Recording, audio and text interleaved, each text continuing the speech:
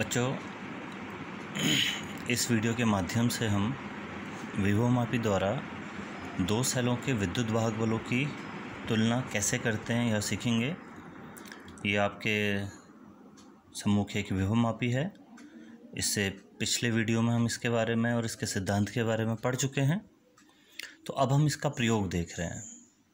तो देखिए, सबसे पहले क्या है, आपको यह बताया था कि विभवमापी की जब आप बात करते हैं तो विभवमापी में जो सिद्धांत था वह यह था कि V समानुपाती L या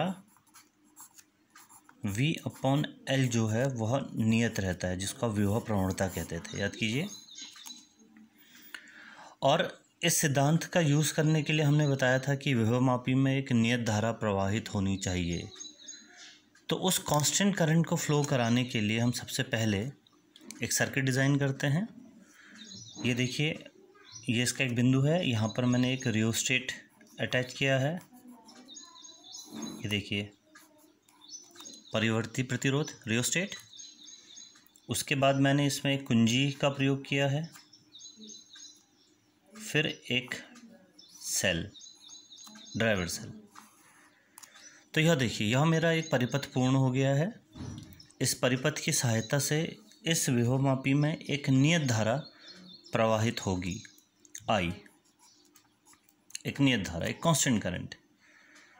तो एक बार इस विभवमापी में कांस्टेंट करंट फ्लो होना शुरू हो जाए तो इसकी लंबाई के अनुदिश कहीं पर भी अगर आप देखेंगे तो V/L या जिसको आप विभव प्रवणता कहते हैं का मान नियत या फिर कांस्टेंट रहना चाहिए। तो अब देखिए, जिन दो सेलों के हमने विद्युत वाहक बलों की तुलना करनी होती है, जनरली उनमें से जब हम लैब में यूज़ करते हैं तो जनरली एक लैग्रांजे सेल होता है और एक डेनियल सेल होता है। तो जिन दो सेलों के आपने विद्युत वाहक बलों की तुलना करनी है, उसमें से एक सेल यह है जिसका विद्युत वाहक बल E1 है, और माना एक ये दूसरा सेल है E2 जिसका विद्युत वाहक बल E2 है। तो ये दो सेल हैं, इसका विद्युत वाहक बल E1 तथा इसका विद्युत वाहक बल E2। हमने दो के दो सेल इस परिपथ के साथ इस प्रकार से जोड़ने हैं।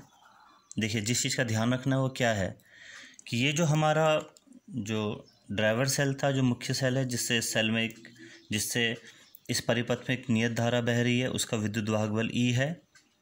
इसका देखिए धनात्मक सिरा है सेल का, यह E1 का धनात्मक है और यह E2 का धनात्मक है। ये सारे के सारे धनात्मक जो टर्मिनल्स हैं, सिरे हैं, वो एक जगह पर आने चाहिए। देखिए, इसके बाद हम यहाँ पर एक 2 वे की लेते हैं, एक कुंजी लेते हैं और उस कुंजी से गैल्वेनोमीटर को जोड़ते हैं। ये 2 वे की है। एक बार यह E1 को सर्किट में लाएगी, एक बार E2 को। और इस गैल्वेनोमीटर का अगले सिरे पर हम जॉकी अटैच करते हैं, इसके अगले सिरे पे जॉकी। परिपथ सही जुड़ा है या नहीं जुड़ा है, इसको चेक करने के लिए हम क्या करेंगे, माना मैंने E1 को यहाँ पर जोड़ दिया, संयोजित करा। मैं इस जॉकी का जो सिरा है, गैल्वेनोमीटर से जो जॉकी जुड़ी हुई है, उसको एक बार, माना यह A बिंदु है और यह B है, तो इसको मैं एक बार A पे टच कराऊंगा और एक बार B पे। अगर A पे टच कराने पर गैल्वेनोमीटर में इस दिशा में विक्षेप है तो B पर टच कराने पर विक्षेप दूसरी दिशा में होना चाहिए। यदि A पे टच कराने में इस दिशा में विक्षेप है तो B पे टच कराने पर दूसरी दिशा में विक्षेप होना चाहिए। तो इसका मतलब यह है कि A और B के बीच में कोई ऐसा बिंदु होगा जहाँ पर गैल्वेनोमीटर में कोई विक्षेप नहीं होगा। हमने उसी बिंदु या फिर उसी नल पॉइंट को ढूंढना है। तो माना जब मैंने K1 को परिपथ में लाया और मैंने नल पॉइंट ढूंढा, तो माना मैंने जॉकी को जब इस जगह पर, जिसको मैं J1 बोल रहा हूँ, टच कराया तो माना गैल्वेनोमीटर में कोई विक्षेप नहीं था। मैं B से J1 तक की दूरी नाप लेता हूँ, माना यह L1 दूरी है। तो इसका मतलब क्या है? देखिए, इसका मतलब यह है कि B से J1 तक की जो दूरी है, जो लंबाई है, वो L1 है। देखिए, मैंने इस स्केल की सहायता से नाप लिया है। तो हम यह बोल सकते हैं कि B और J1 के अक्रॉस जो विभवांतर है वह इस लंबाई L1 के समानुपाती है। क्यों? क्योंकि देखिए, नीचे वाले सेल से तो कोई धारा आ नहीं रही है, क्योंकि गैल्वेनोमीटर में विक्षेप शून्य है। तो इसका मतलब इस विभवमापी में एक नियत धारा प्रवाहित हो रही है। तो अगर विभवमापी में एक नियत धारा प्रवाहित हो रही है तो उसके अक्रॉस जो विभवांतर होगा उसकी लंबाई के समानुपाती होगा। तो B और J1 के अक्रॉस जो विभवांतर है वह L1 के समानुपाती होगा। लेकिन अब हम एक चीज़ और देखते हैं, ये B और J1 जो हैं, इस सेल के भी दो सिरे हैं। देखिए, अगर मैं इस चित्र को यहाँ पर आपको सिंपल उसमें समझाऊँ तो ये B है, यह J1 है, और नीचे से एक सेल जुड़ा हुआ है इस तरह से, इस तरह से। तो B और J1 इस सेल के भी दो सिरे हैं, और आपको ज्ञात है कि जब सेल से कोई धारा प्रवाहित नहीं होती है तो जो टर्मिनल पोटेंशियल होता है वह विद्युत वाहक बल के बराबर होता है। तो अर्थात VBJ1 जो है वह E1 के बराबर होगा। तो आप डेफिनेटली यह बोल सकते हैं कि E1 समानुपाती L1। आप इसको समीकरण 1 लिख सकते हैं।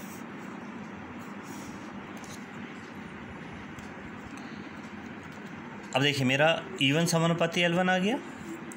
अब मैं क्या करूँगा कि E1 को परिपथ से हटा दूँगा। E1 को मैंने यहाँ से हटा दिया।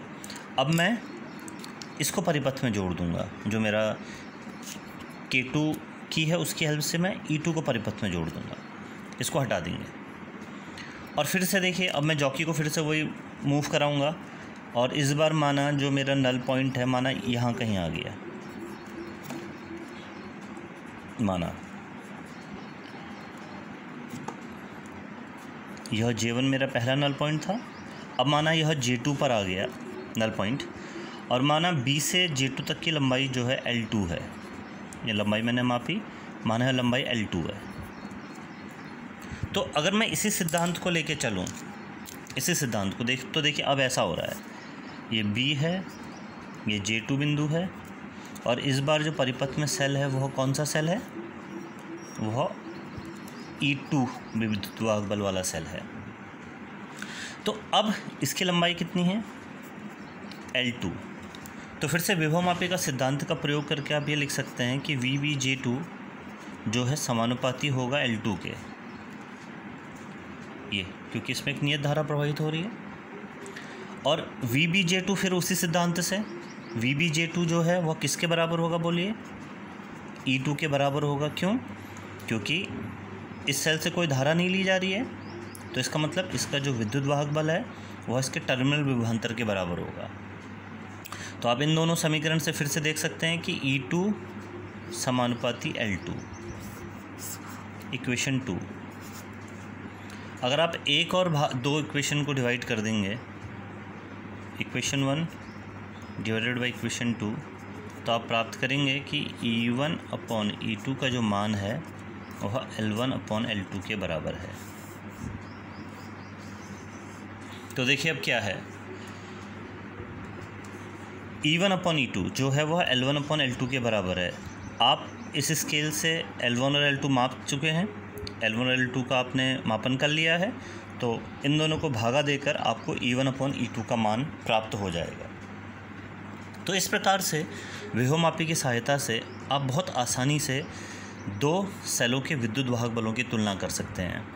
जिन चीज़ों का आपने ध्यान रखना है वह क्या है? देखिए, जो बच्चे बोलते हैं कि नल पॉइंट नहीं मिलता है, तो पहली चीज़ तो आपने ध्यान रखना है कि जो E1 का धनात्मक है, E2 का धनात्मक है, और जो यह E सेल है, जो ड्राइवर सेल है जिससे इस परिपथ में धारा बह रही है, इन दोनों से तो आप कोई धारा ले नहीं रहे हैं जब आप नल पॉइंट की बात कर रहे हैं। तो इसका मतलब इस परिपथ में एक I धारा बह रही है और वह इस सेल के कारण है। तो आपको जो ध्यान रखना है वह यह है कि तीनों के जो पॉजिटिव टर्मिनल हैं वो एक सिरे पर होने चाहिए, एक बिंदु पर होने चाहिए जब आप सर्किट जोड़ते हैं। दूसरा आपने जो चीज़ ध्यान रखना है वो यह है कि जो ई सेल है या जो ड्राइवर सेल है ई, इसका विद्युत वाहक बल E1 से भी बड़ा होना चाहिए और इसका विद्युत वाहक बल E2 से भी बड़ा होना चाहिए। माना E1 अगर सपोज़ करो कि 2 वोल्ट का लगभग है और यह 3 वोल्ट का है, तो E को 2 और 3 वोल्ट दोनों से बड़ा होना चाहिए। तो जब आप लैब में जाते हैं तो जनरली यहाँ पर हम एक बैटरी यूज़ करते हैं जो 3 वोल्ट की या फिर 6 वोल्ट की हो सकती है, और E1 और E2 जो हैं यह डैनियल और लेक्लांजे सेल हैं जिनका विद्युत वाहक बल 2 वोल्ट से कम होता है। तो इस तरह से आप इस प्रयोग को बड़े आसानी से करते हुए 2 सेलों के विद्युत वाहक बलों की तुलना कर सकते हैं।